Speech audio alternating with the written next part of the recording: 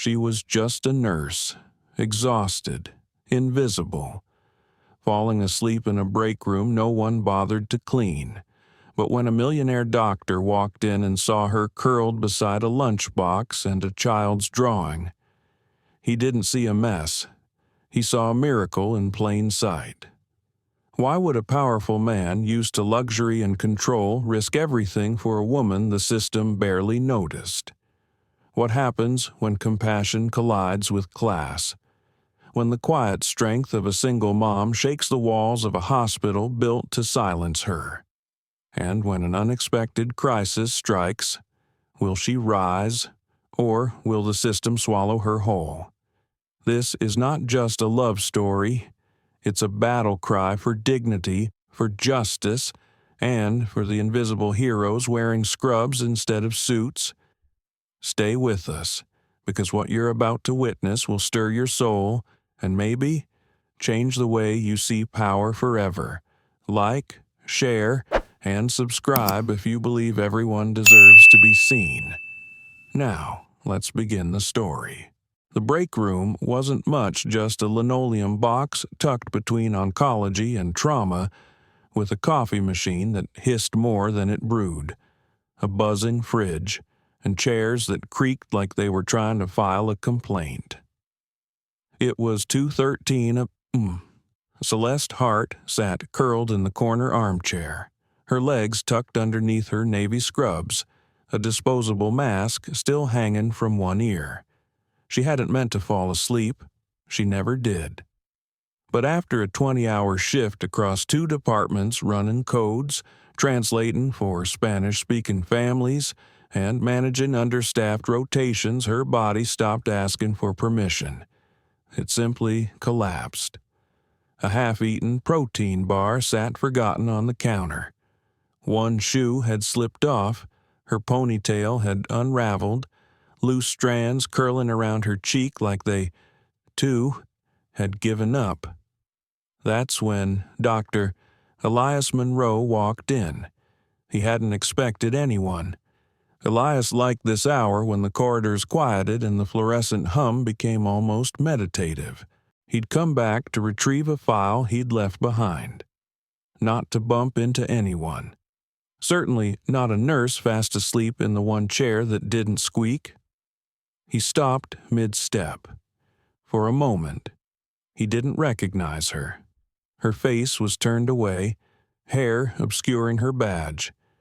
But then the vending machine light blinked across a laminated tag clipped to her scrub pocket, Celeste Hart. RN, Pediatrics, ICU float.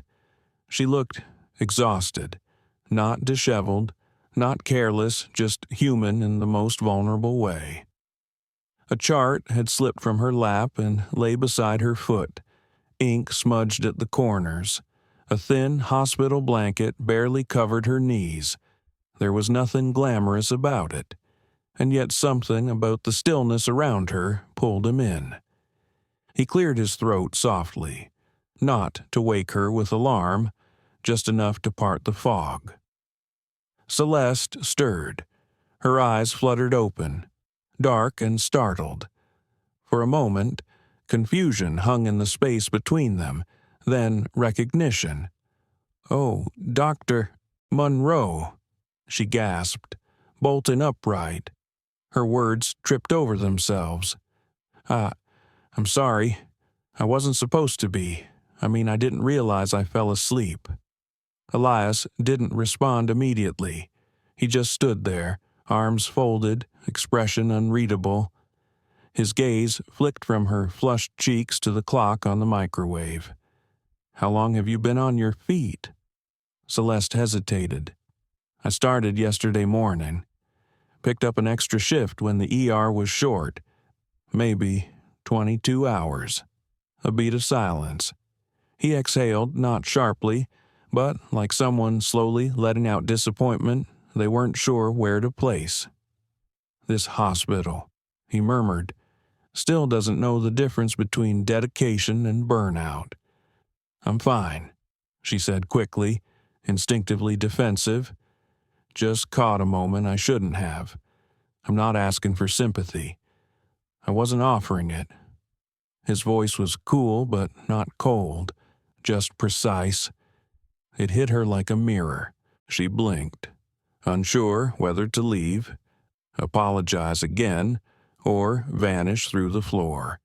Instead, he moved past her to the corner kitchenette and began making 2 cups of coffee. The silence stretched between them like a rubber band. She watched his hands steady, practiced. The man could probably perform surgery in the dark, and he was using the same precision to stir in a sugar packet.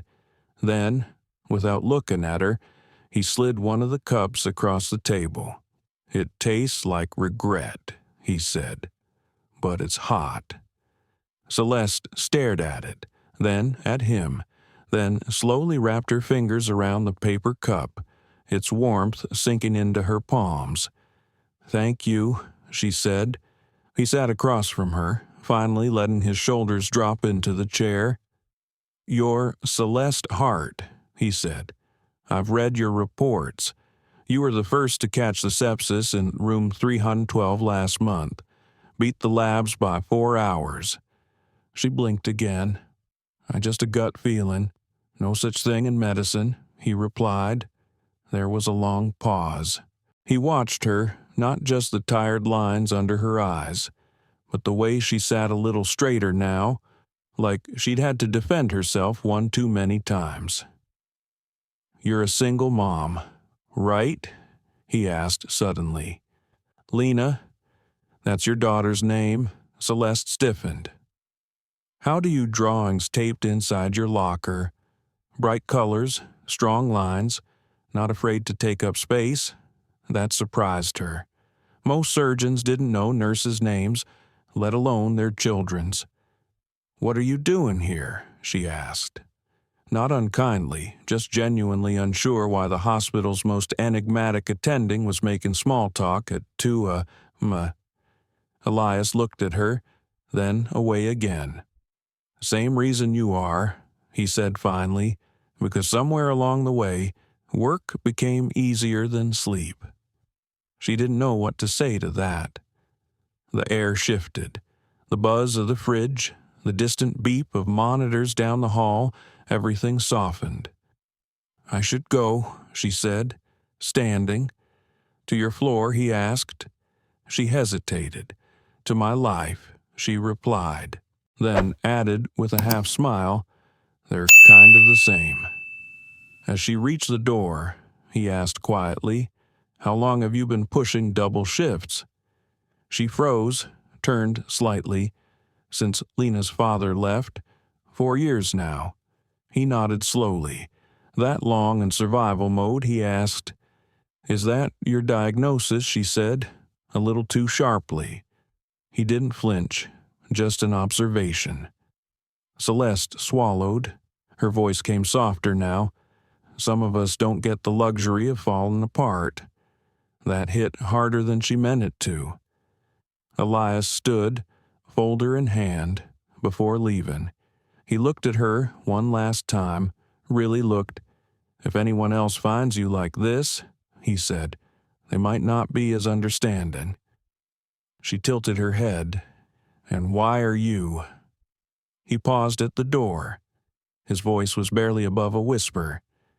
"Because sometimes the strongest people are the ones who look the most tired." And with that, he disappeared down the hallway, leaving Celeste standing in the break room, coffee in hand, heart pounding not from fear anymore, but from something she couldn't name. Yet, the next morning, Celeste Hart stood in front of the mirror in the locker room, tugging at the sleeves of her scrub top like they might hide the wrinkles under her eyes. Her reflection didn't lie. She looked like someone who had slept under fluorescent lights and dreamt in pulses of heart monitors. She splashed cold water on her face, then stared herself down again. The night before felt like something that should have happened in a dream, or worse, a warning. Dr. Elias Monroe hadn't scolded her. He hadn't reported her. He hadn't done what most attending physicians would have done when finding a nurse asleep mid-shift. Instead, he made her coffee. He talked to her, he saw her, and that, more than any formal write-up, was what unsettled her most. The locker room door creaked open, and Rosa Daniels, a charged nurse with a voice like worn velvet and a sixth sense for emotional weather, stepped in. "You look like someone just walked over your grave," she said, setting down her coffee with a thud. Celeste forced a smile. "Just tired." Rosa narrowed her eyes. "Girl, I've seen tired. This ain't that. This is the kind of tired that comes from pretending too long." Celeste hesitated. "Did you see Dr. Monroe last night?" Rosa raised an eyebrow. "The Ice King." "Yeah, passed him in the hallway." Why, Celeste shrugged, opening her locker like it might distract from the tightness in her chest. No reason. Rosa didn't buy it. She stepped closer. "Did he say something?" Celeste's fingers paused over her stethoscope. He found me asleep. In the break room." That made Rosa blink, and Celeste turned, and nothing. "He let it go, made me coffee, talked a little, left." Rosa whistled. "That man barely speaks to other surgeons, let alone sits and makes coffee for a nurse." "Don't start," Celeste warned. "I'm not starting," Rosa said, hands raised. "I'm just saying if Dr. Monroe took 5 whole minutes out of his perfectly scheduled, emotionally repressed life to sit across from you at 2, something's shifting." Celeste groaned and grabbed her chart. "Please stop." But the thought stayed with her, buried just deep enough to simmer. Hours passed. Patients came and went. Charts stacked up. There were blood draws, medication double checks, a near code in recovery, and 3 separate family meetings. Still, in the quiet corners of her mind, Celeste kept returning to that coffee, to the way Elias had said her name like it meant something, like he knew how much of her day went unseen and how much of herself she gave without asking anyone to notice. Why now, she thought, that afternoon, in a rare moment of calm at the nurse's station, a shadow passed the corner of her vision.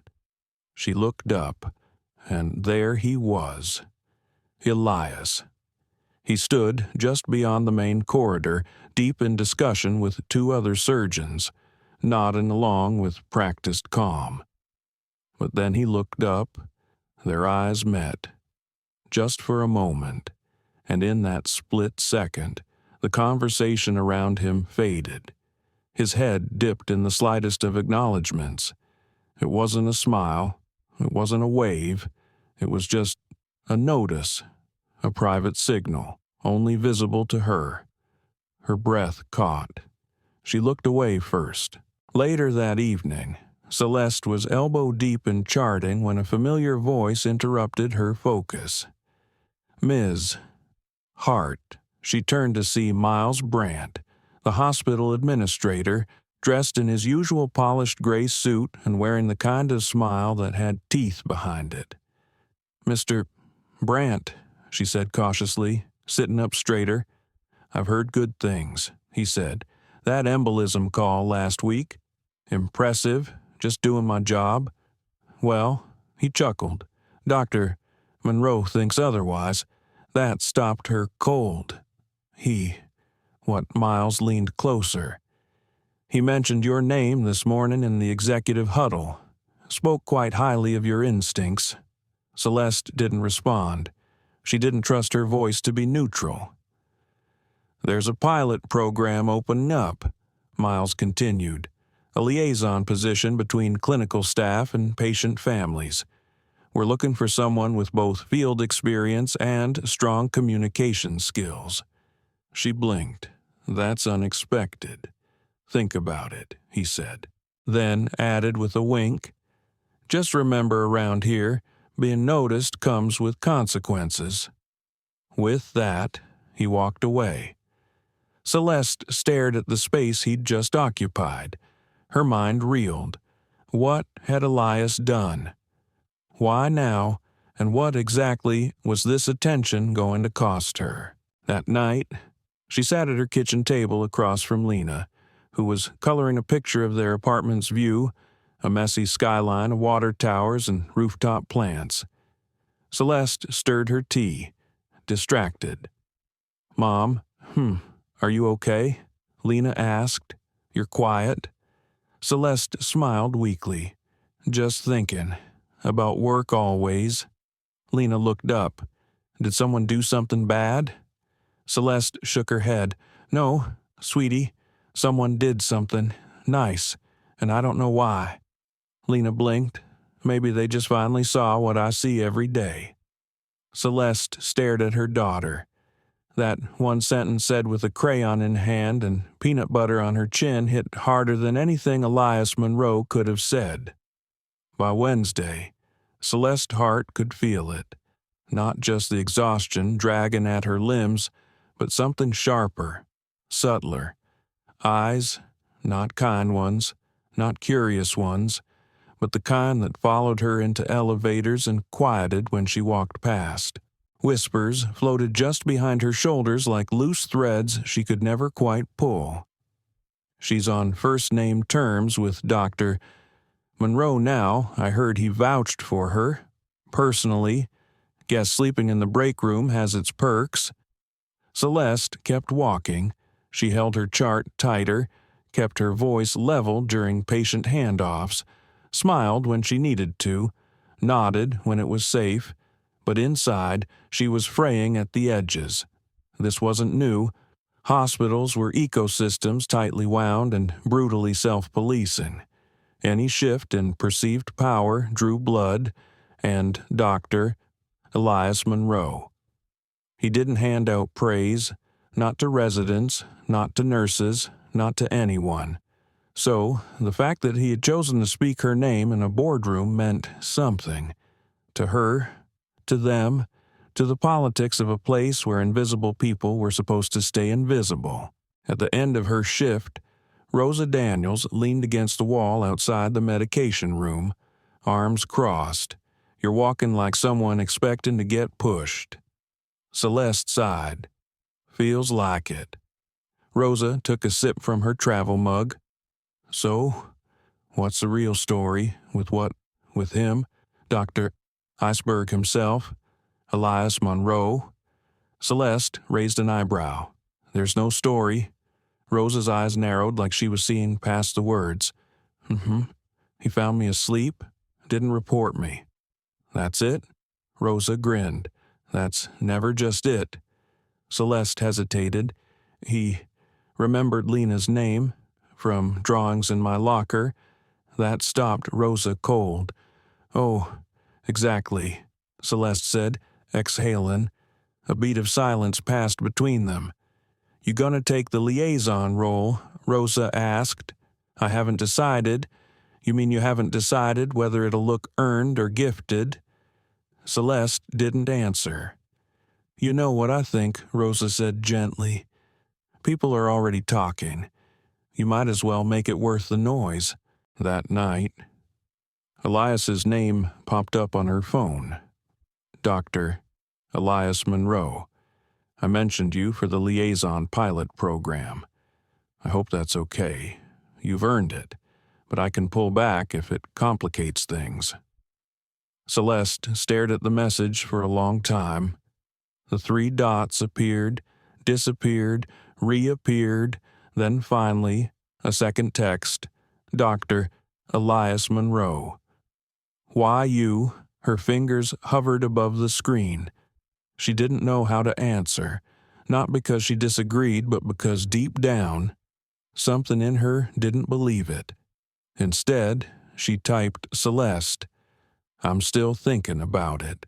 The next morning, she walked into the hospital and felt the shift the second she stepped off the elevator. Quiet, not respectful silence, but observational quiet. Calculating, waiting. By the time she reached the nurse's station, two of her peers had already glanced up, smiled too tight, and looked back down with identical raised brows. It didn't take long for the first passive-aggressive comment to land. "You must have had a great recommendation," a nurse from recovery said, not looking up from her clipboard. Celeste blinked. "Excuse me for the liaison thing," she replied. "Most of us would have to interview." Celeste offered a flat smile. "Then you should apply." She walked off before the sting could reach too deep. At lunch, she found a corner seat in the cafeteria, behind a pillar, out of sight. She didn't touch her food. Instead, she scrolled her phone in slow motion. There were no new texts, no clarifications, no apologies, just the last message from Elias. "Why you?" She whispered it under her breath like a prayer she wasn't sure she was allowed to answer. Because she'd held sobbing mothers through unthinkable nights. Because she'd memorized medication conversions in her sleep. Because she'd worked through Lena's fevers and missed birthdays and slept in the parking lot more than once. Because no one ever told her she could be more, and she had tried anyway. But none of that felt like enough to say aloud. When her shift ended, she found herself walking not to her car, but to the garden behind the hospital. It was dusk, the fountain was still, the air smelled faintly of rain and antiseptic, and he was there. Elias Monroe stood near the bench where she used to take her breaks before Lena was born.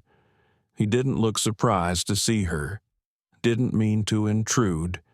He said, "You're not," she replied. "At least not more than usual." He smiled faintly, the kind of smile that didn't reach the mouth but softened everything else.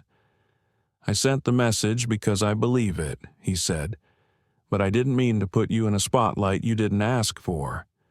Celeste folded her arms. "Then why did you?" He paused. "Because you deserve to be seen, and I didn't realize how many people would take that personally."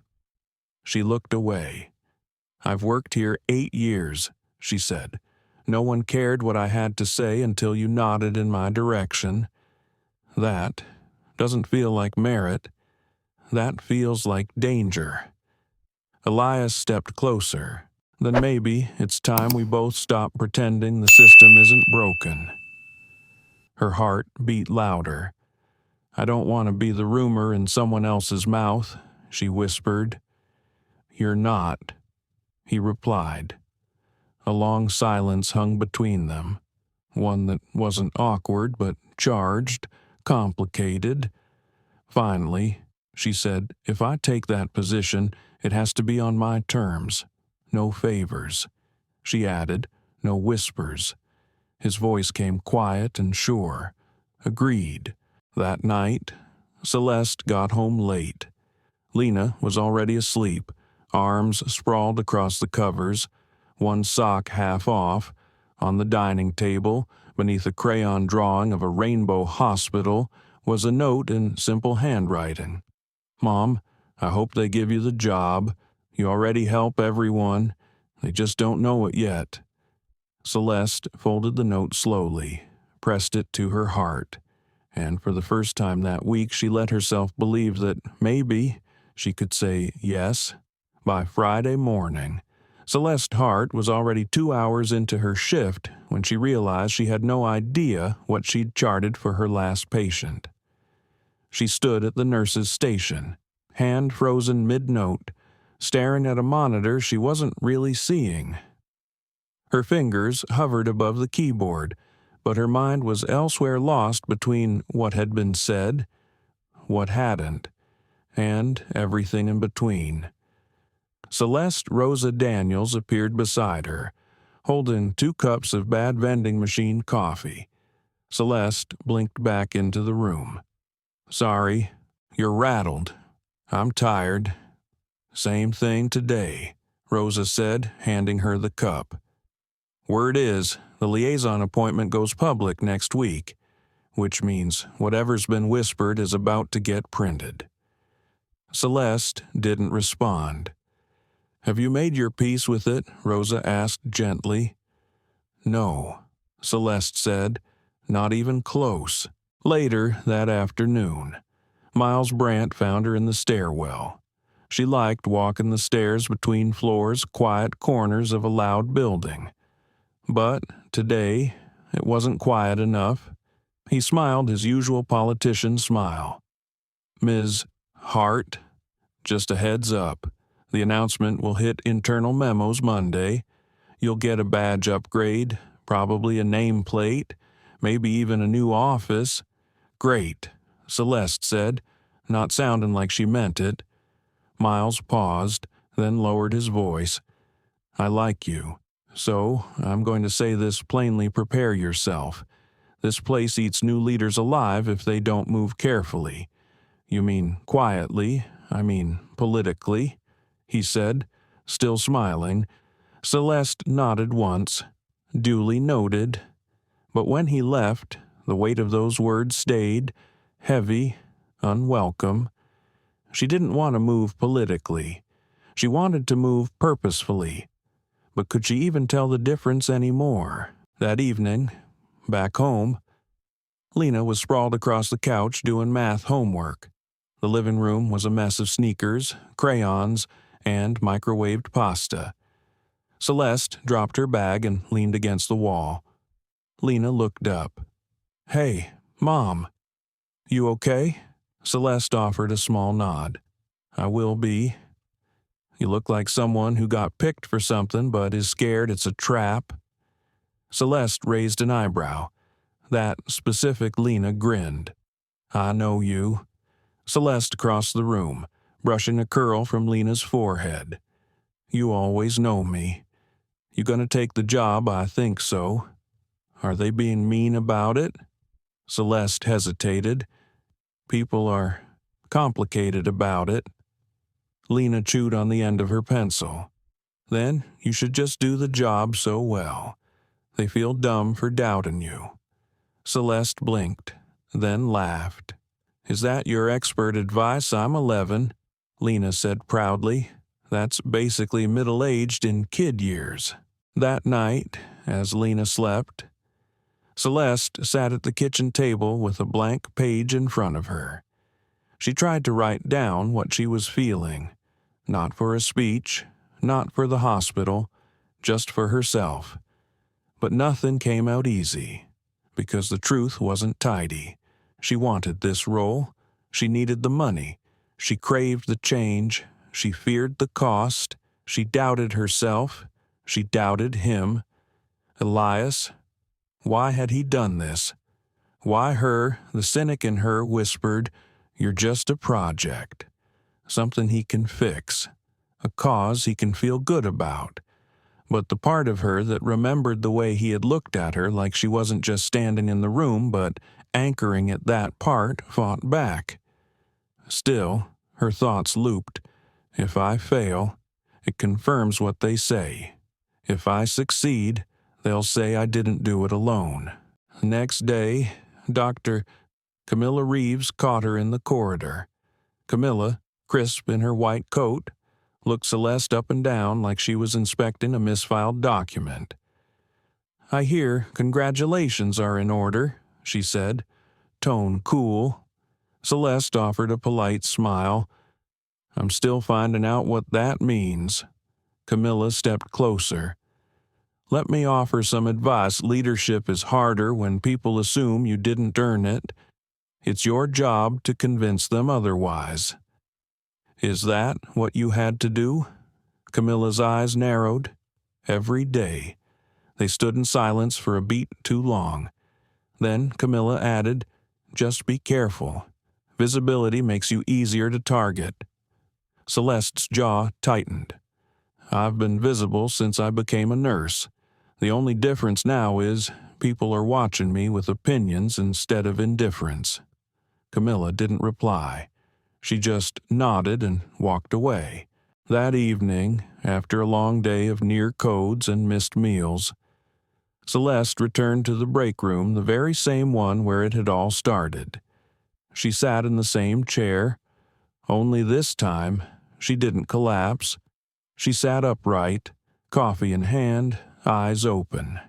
And when Elias Monroe walked in again, same time, same stillness, he didn't stop at the door. He just sat down across from her like it had always been their routine. "Rough day?" he asked. "Rough year," she answered. They sipped in silence. Then she asked, "Do you believe in timing?" Elias tilted his head. "In what way?" "In the way that some things only happen when you're so tired, so wrung out, that you stop guarding yourself and someone walks in and sees you." He set his cup down. "I believe in paying attention. Most people don't. You did. That's why this program is yours to lead." Celeste shook her head. "It's still yours in their eyes. I'm just a footnote." "Then let's change the footnote," Elias said simply. Celeste looked down. Her hands trembled slightly, something she hadn't let happen in front of anyone in years. "I'm scared," she admitted. Elias leaned forward. "Good," he said. "That means it matters." Monday came, and with it, Celeste Hart's name on a printed agenda, bold, unavoidable. Right there under Program Update Community Liaison Appointment. It didn't matter that she'd barely slept, or that she'd spent half the night ironing the one blazer that wasn't thrifted beyond repair, or that Lena had whispered, "You got this, Mom," before leaving for school. What mattered now was the door, the heavy oak one at the end of the hallway, the one that separated staff from staff meetings, the one most nurses only passed by, the one no one had ever held open for her. Until now. The conference room was silent when she entered. 12 people, 3 doctors, 4 board members, a hospital lawyer, 2 department heads, and seated at the end of the table, calm and unreadable, Dr. Elias Monroe. Celeste kept her shoulders square as she walked to her seat. Didn't fidget, didn't shrink. She didn't belong here yet, but she was here, and that had to count for something. Miles Brandt stood and introduced her. Brentwood Medical Center is proud to welcome Celeste Hart as our pilot community liaison, a new role designed to bridge patient care and hospital operations. Celeste has been with us 8 years and brings a first-hand knowledge of the gaps we too often overlook. There were nods, one polite cough, a raised brow. Celeste stood slowly. "I'm not used to speaking in rooms like this," she began, her voice steady, "but I am used to listening in rooms where people feel invisible, and I think that matters here." A pause. Eyes turned to her. She continued, "This role isn't about giving feedback forms or checking boxes. It's about creating a hospital where the people who do the caregiving have a voice equal to those who make the policies." One of the older board members cleared his throat. "And how do you propose doing that?" Practically, Celeste didn't blink. "Start by asking the right people the right questions, and stop assuming the answers only come from people who wear lab coats." A beat. Then Elias's voice broke in quietly. "That's exactly why she's the right fit." The silence shifted. It didn't become applause, but it wasn't resistance either. She had survived the room, but outside, in the hallway, it started. I wonder if her speech was written for her. Someone murmured as they passed, and later, in the cafeteria, Dr. Camilla Reeves stopped at her table. "Impressive performance," she said. "Not a performance," Celeste replied, not looking up. Camilla's tone sharpened. "Just remember, standing in front of them doesn't make you one of them. Be careful not to burn the bridge before you've even crossed it." Celeste looked up. "Maybe I'm not trying to cross. Maybe I'm trying to build something better." Camilla left without another word. That night, at home, Celeste stared at a blank Word doc titled Patient Care Reform, Internal Notes. She'd wanted to build a proposal. Notes from nurses, common complaints from patients, a way to humanize data, but she couldn't write, not yet. Her fingers hovered, then dropped. The cursor blinked back like it was judging her.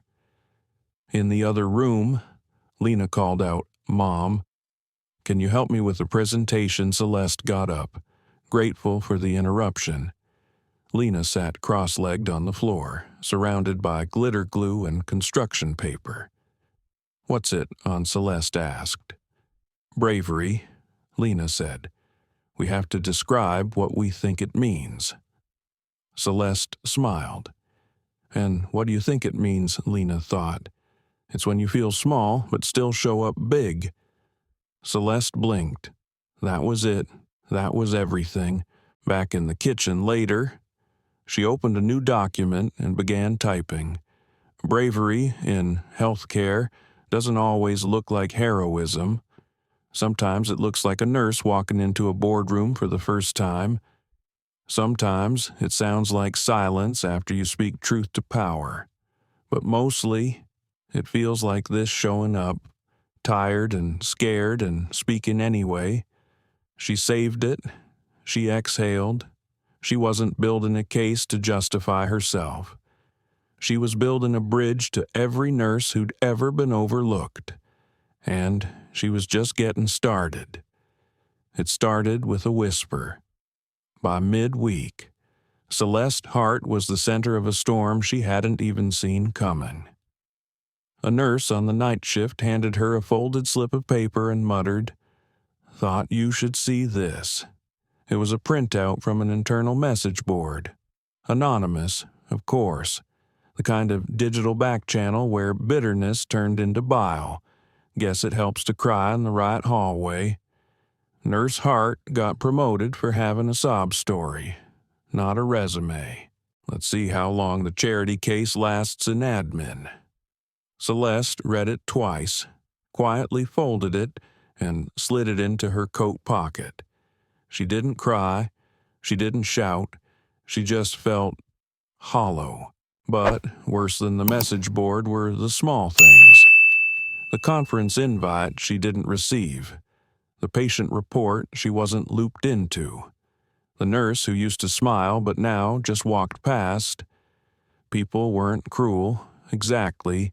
They were cold, and in a hospital, coldness is deadly.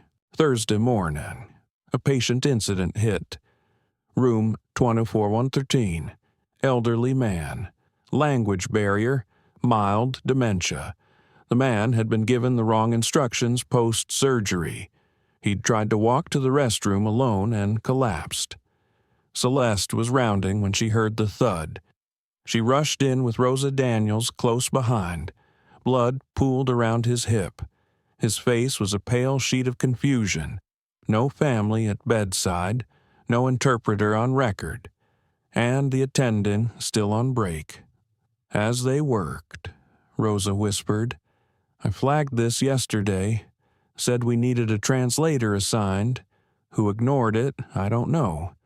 But it didn't come from nowhere." Later that day, Celeste called a staff meeting, voluntary attendance, but the room was full. She didn't stand at a podium. She sat at the edge of a table, sleeves rolled, eyes tired. No patient should fall because a form wasn't read. She said no nurse should have to beg twice for support and get silence. A few heads nodded. She went on. This isn't just one mistake. It's what happens when voices from the floor are muted at the top. Then she paused. "I'm not here to be liked," she said quietly, "but I am here to fight for the people I used to be and still am." That night, in the break room, Elias Monroe joined her again. He brought tea. No words. Finally, Celeste said, "I'm not sure I can keep doing this if it means being hated on every floor." Elias stirred his cup. "Do you think change ever comes without resistance?" "Not like this. Exactly like this," he said. "The people who hate you now, they're reacting to a mirror they didn't ask for. But you're holding it anyway." She slumped back. "It's exhausting." He nodded. "Yes, but also necessary." Back at home, Lena was waiting with a plate of dry cereal and a hand-drawn note for when you don't feel brave, but you still show up. Celeste smiled through tired eyes. She pulled Lena into a hug and whispered, "I needed that more than you know." That weekend, she wrote her first report. She listed every communication failure, every staffing gap, every story nurses had whispered in the halls but never dared put in writing. She didn't use bullets. She used paragraphs, descriptions, names, because stories are harder to ignore than statistics. And she signed it. Boldly, Celeste Hart, Liaison Officer, Brentwood Medical. On Monday, she received an email from Miles Brandt. Celeste's report was raw, unfiltered. "Some on the board are asking if you're trying to stir dissent." She typed a reply and deleted it, then typed again. "No, I'm trying to stir truth. If dissent follows, it's because someone needed to listen sooner." She hit send. No exclamation mark, no apology, just truth. It wasn't the report itself that got Celeste Hart into trouble. It was a leak. By Wednesday morning, excerpts from her internal memo were printed bold, cropped, and weaponized on the front page of a local health watchdog blog. Hospital nurse exposes systemic negligence at Brentwood Medical. Ignored complaints, language barriers, preventable injuries. Quote, "I'm not here to be liked. I'm here to fight." The quote stung. Out of context, it sounded like arrogance. Inside the hospital, it rang like a siren. By 9:15 a.m., her badge had been temporarily deactivated. By 10:02, Miles Brandt called her in. "Did you leak it?" he asked. Voice flat. "No." "Then who did I don't know?" She replied calmly. "It wasn't me." Miles tossed a printed page onto his desk. Her signature stared back at her from the bottom of the report. "Then how did this get into the press? I've sent it to you. And Dr. Monroe. No one else." "Someone forwarded it," he said coldly. "And now the board's furious. We have donors calling, families asking if their loved ones are safe here." Celeste straightened her spine. "Are they?" Miles glared. "You think you're helping this hospital? I think the truth is helping, whether people are ready or not." He leaned in. "You're on administrative review, effective immediately." Celeste blinked. "You're suspending me, pending investigation. Go home. We'll be in touch." Outside the hospital, Elias Monroe was waiting by the elevator. "You knew?" she asked quietly. He nodded once. "I tried to stop it," he said. "By the time I saw the post, it was already live." "Did you tell them it wasn't me?" "Yes, and they don't care." Back in her apartment, Celeste sat on the floor with a legal pad. She didn't cry. She wrote. She wrote every name of every patient she remembered, every small injustice, every family misled, every nurse who'd pulled double shifts and eaten crackers for dinner. She didn't write for a blog. She wrote for herself. A ledger, a promise, a reckoning. That night, Lena tiptoed into her room with a bowl of dry cereal and sat beside her mother on the bed. "Are they being mean again?" she asked. Celeste smiled sadly. Kind of. You didn't do anything wrong. I know. So what are they mad about? They're mad. I told the truth. Lena was quiet for a while. Then she whispered, "You can tell me. I believe you." Celeste closed her eyes. It wasn't just the words. It was the way Lena said them, like she knew what it meant to be unheard. Like she was carrying a little piece of that weight herself. 2 days later, a letter arrived. A formal meeting had been scheduled. Performance review. No mention of reinstatement. Just veiled language. Celeste dressed carefully. She wore the same blazer, tied her hair back, but this time there was no illusion of welcome.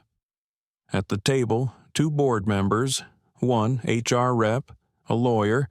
They spoke in cautious tones: public trust, internal damage, violation of communication protocol. Celeste answered each question with calm, clipped honesty. Then came the final one, if given the chance. "Ms. Hart, would you do it again?" She paused. Then, yes. The lawyer raised a brow, even knowing the consequences, especially knowing them. Silence. Then, "Thank you. We'll be in touch." Outside the glass room, Rosa Daniels stood waiting. Celeste hadn't even told her she was coming, but there Rosa was, arms crossed, gaze unwavering. "You okay?" she asked. "No," Celeste said, "but I'm not broken either." Rosa nodded.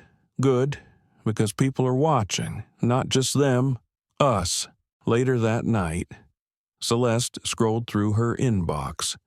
There, buried under scheduling updates, was a message from a private address. Subject: "Thank you for speaking." Body: "I'm a nurse at County General. We read your report. We passed it around during shift change. No one talks like that, not where we are. Just wanted you to know it mattered. No signature, just a wave in the dark. But it was enough." The hospital hallways were quieter without Celeste Hart in them, not physically, but spiritually. Something shifted after her suspension. Conversations dulled, smiles tightened, even the break room felt colder, and yet whispers began to rise where silence once reigned. At first, it was subtle. Sticky notes on the staff board. She told the truth. Hart stood. So will we. Then came the copies. Celeste's report photocopied, stapled, and slid between folders in nurses' lockers appeared like a secret manifesto. Paragraphs underlined, margins scribbled with personal stories. She didn't send them, but they spread, because truth, once spoken, is hard to unhear. Meanwhile, at home, Celeste sat at the kitchen table with a stack of rejection letters from other hospitals. Everyone polite, everyone terrified. She sighed and pushed them aside, picked up her phone, and called Elias Monroe. "I'm not asking for favors," she said, "but I need to know.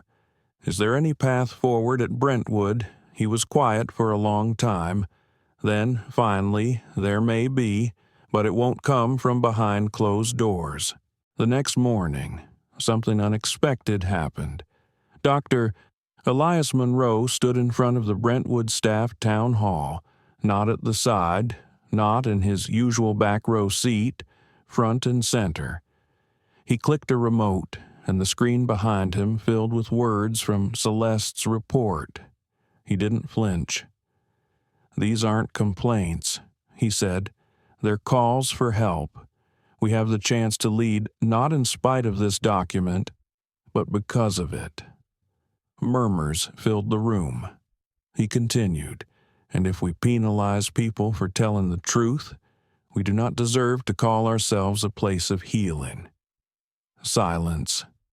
Then someone stood up. "Rosa Daniels. I stand with her." Then 2 more nurses rose, then a third. By the end of the hour, over half the room was on their feet. Celeste didn't know any of this was happening until her phone buzzed, a text from Rosa. "You should turn on the local news, now." Celeste sat on the couch, remote trembling in her hand. The segment showed a reporter standing outside Brentwood Medical. In an unexpected turn today, internal calls for systemic reform have gained new momentum, led not by administration, but by frontline medical staff rallying behind a suspended nurse whose report leaked last week. Then the anchor's words, "Sources say her reinstatement is under formal review." That night, Elias called her.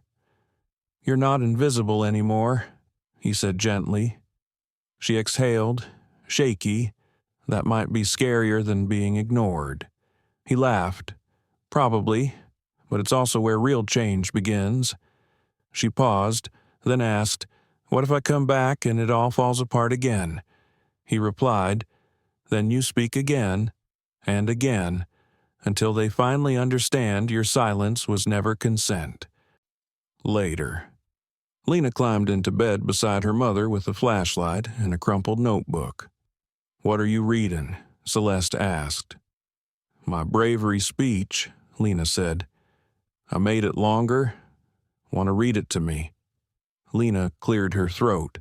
Sometimes bravery is big and loud, like fire trucks and sirens. But sometimes bravery is quiet, like when someone tells the truth, even if they get in trouble. My mom is that kind. Celeste couldn't speak. She just pulled her daughter close and let the silence say everything. The morning Celeste Hart walked back through the revolving doors of Brentwood Medical Center. She didn't expect applause, but she didn't expect silence either. Instead, what greeted her was something stranger reverence, the kind that tiptoed around her like people weren't sure whether to say welcome back or thank you. Her badge scanned again. Her office door still bore her name, but everything inside her had changed. She wasn't back to survive. She was back to lead. At noon, a staff-wide assembly was held in the auditorium. Dr. Camilla Reeves, the chief medical officer who had once kept her distance, stepped up to the podium first. With a composed voice and paper in hand, she announced, "We acknowledge that recent events revealed gaps not just in procedure, but in culture. We failed to listen, and that failure harmed both patients and our own people." Then she turned to Celeste. "Ms. Hart, on behalf of Brentwood Medical, I apologize. Not for the report, but for making you carry it alone." Gasps filled the room. No one had expected that, not even Celeste. After the speech, Miles Brandt, who had once suspended her, approached in a quiet corridor. "I was wrong," he said, without looking her directly in the eye. "I let pressure speak louder than principle." Celeste didn't flinch. "I don't need an apology," she said softly. "I need collaboration." He nodded. "We'll start with that." Within days, a new pilot program was launched. The HEART initiative aimed at elevating nurse feedback and converting real-time observations into board-level policy. It wasn't symbolic. It came with funding, staff, a real voice. Celeste was appointed to lead it. But with elevation came resistance. The loudest came from Dr. Evelyn Markham, the long-serving head of surgical rotations. She called the initiative overreach, claimed it would blur lines between medicine and emotion. In a tense committee meeting, she confronted Celeste directly. "We can't afford decisions driven by feelings." "Ms. Hart." Celeste didn't blink. "With respect, Dr. Markham, we also can't afford the cost of ignoring them." The room froze. It wasn't the sharpness of her tone. It was the precision, the authority of someone who no longer asked for space, but claimed it. That night, back home, Celeste sat by the window, her tea growing cold. Her fingers hovered over her journal. Did I win, or did I just survive louder? But the real question burned deeper. Was this worth it? She looked over at Lena, sprawled on the floor drawing pictures of nurses with capes and stethoscopes, and the answer whispered back, yes, yes, it was, across town. Elias sent a late-night email. Subject, you were magnificent. Body, you didn't just return, you rose. And now, they know not to mistake your silence for surrender. But, beneath the victory, Celeste sensed something stirring. Tension from the old guard, whispers behind closed doors, resistance not from policy but from pride. She would have to fight again, and next time, the pushback wouldn't be quiet.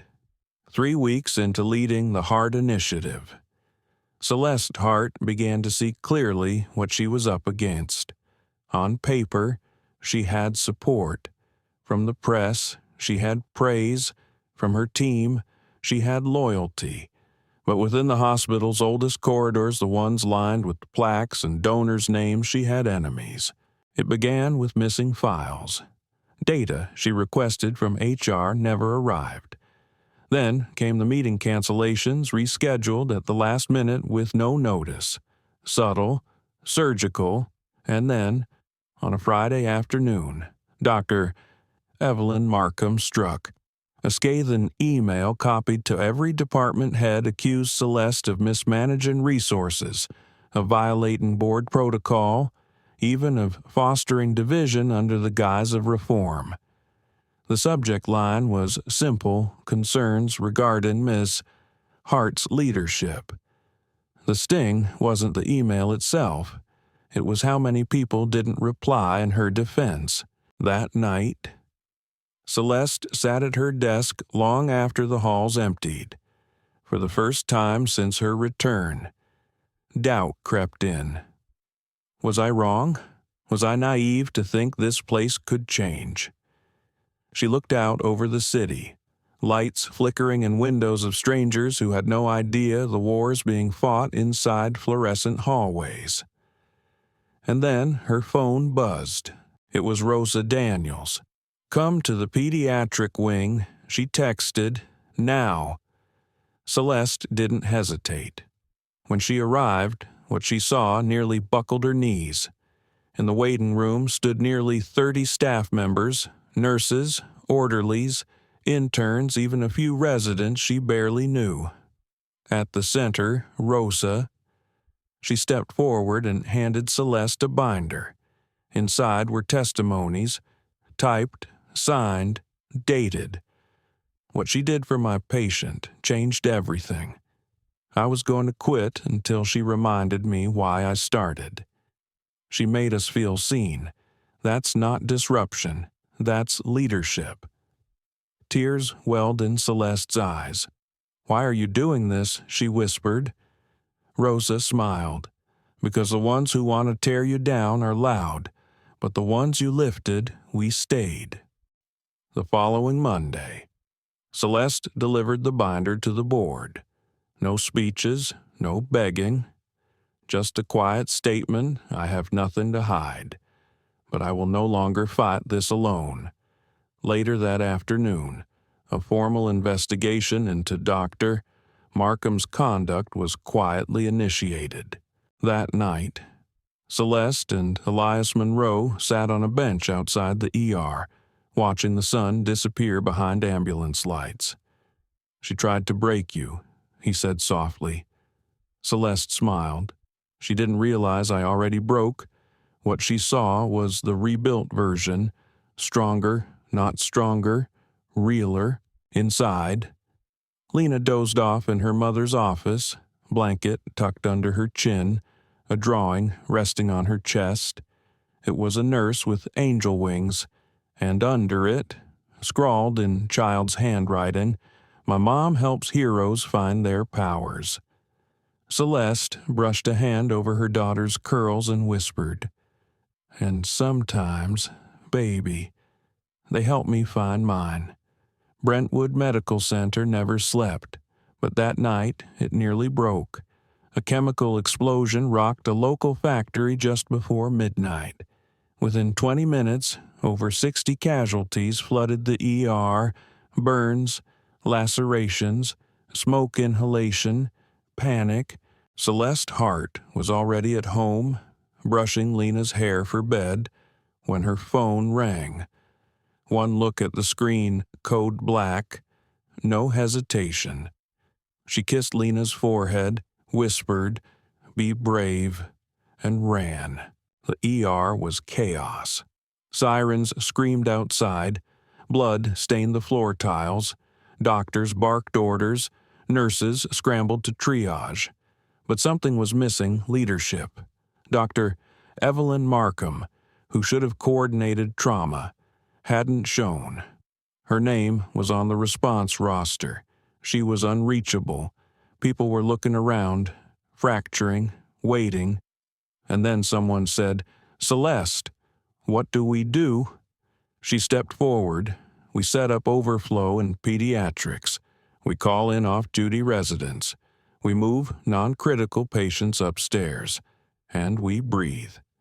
Her voice cut through the noise like a scalpel. 2 hours in, a young boy flatlined on a gurney in hallway triage, no doctor nearby. Celeste grabbed the crash cart. The defibrillator pads trembled in her gloved hands. Clear, a jolt. Clear, a beat. A flutter. He came back. The attendant finally arrived. Out of breath. "You're not authorized." Celeste didn't blink. "And if I hadn't, he'd be dead. File the paperwork." At 3:37 a.m., Dr. Elias Monroe finally burst through the doors, sweat-streaked and breathless. "You're running triage?" he asked, stunned. She nodded. He looked around, beds organized, wounds dressed, teams in motion, and then he whispered, "I've never seen the ER this calm during a crisis." "It's not calm," Celeste said, eyes scanning the crowd. "It's focused." At dawn, reporters arrived, cameras zoomed, microphones shoved. The hospital PR director began her carefully worded statement, but nurses interrupted her. They pointed to Celeste. "She held us together. She saved a boy herself. She led when no one else did." The press pivoted, and suddenly the story was hers.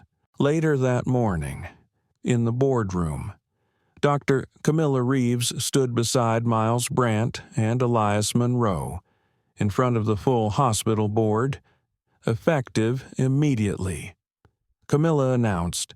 "Celeste Hart is being appointed as Director of Nursing Advancement and Emergency Response Oversight." She turned to Celeste. "You didn't just survive the fire, you directed the evacuation." But even in the joy of recognition, Celeste wrestled with something deeper. Alone in her office that evening, she stared at a cracked mug she'd dropped during the chaos. She hadn't replaced it yet.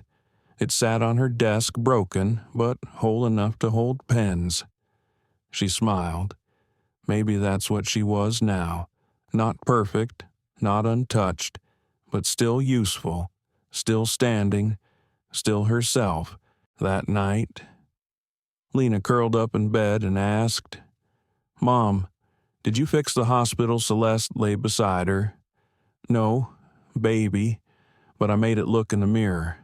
A week after the factory explosion, Celeste Hart stood on the hospital's rooftop, the sunrise casting soft gold over the city. She hadn't slept in 2 days, but her spirit was awake. Below her, Brentwood Medical Center buzzed with new energy. Nurses walked straighter. Interns stopped her in the halls to ask for advice. Even skeptical residents now nodded as she passed. But something heavier sat in her pocket, a letter, and a decision. It had come from Dr. Elias Monroe the night before. "Celeste," he had said, voice low and steady. "We're expanding. A new program nationwide, nurse-led reforms, policy from lived experience, and I want you to lead it." It was more than a job. It was legacy, influence, a seat at the table where no nurse had ever sat, and he wasn't offering it out of romance. He was offering it because she earned it. But she looked at her hands, calloused, warm, human. That morning, she sat across from Rosa Daniels in the break room. Rosa raised an eyebrow. "So, you gonna take it?" Celeste stirred her coffee. "If I leave, I'm changing things, system-wide, big picture. But if I stay, I'm with them, the ones who need someone now, who remember what it's like to fall asleep in this very room, praying your kid's asthma doesn't flare before payday." Rosa nodded. "So, what does your gut say?" Celeste smiled faintly. "It says both matter." That evening, Elias found her in her office, watching Lena draw clouds on the whiteboard. He knelt beside her. "I'll support whatever you choose," he whispered. "You don't need a title to lead, but if you want the seat, you've earned it." Celeste turned to him, emotion in her eyes. "I used to want to be seen," she said. "Now I want to help others be believed." 2 weeks later, in front of hospital staff and the press, Dr. Camilla Reeves announced Celeste Hart will be splitting her time between Brentwood and our new National Advisory Initiative, focusing on equity and emergency care. It was unprecedented. A working nurse now influencing national policy, while still pulling shifts in trauma bays. Some called it madness. Celeste called it balance. That night, on a quiet bench outside the ER, Elias took her hand. "You're changing the system from both ends." She nodded, and someday, she said, "I hope my daughter won't need to explain why she deserves to be heard." He smiled. "She won't, because you already did." As the story closes, Celeste tucked Lena into bed once more. This time, there were no questions, just peace. And on her nightstand sat a new mug, unbroken. Bold letters read, "I don't lead with power. I lead with purpose." What started as a single mother's quiet night in a forgotten break room became a revolution. Celeste Hart didn't beg for power. She earned it through compassion, resilience, and the unshakable belief that dignity should never depend on a paycheck or a title. She didn't climb the ladder to escape her past. She turned back and built stairs for others. Her story reminds us that empathy is a form of leadership, that strength doesn't always shout, it often whispers, and that no one, no matter their scrubs, skin, or salary, deserves to be invisible. If this story moved you, share it. If it made you feel something, speak it. And if it made you angry, change something. Because stories like Celeste's are real, and far too often they go unheard. Don't let them fade. Please like, share, and subscribe to our channel to hear more stories that lift voices, challenge injustice, and celebrate quiet heroes. We'll see you in the next one.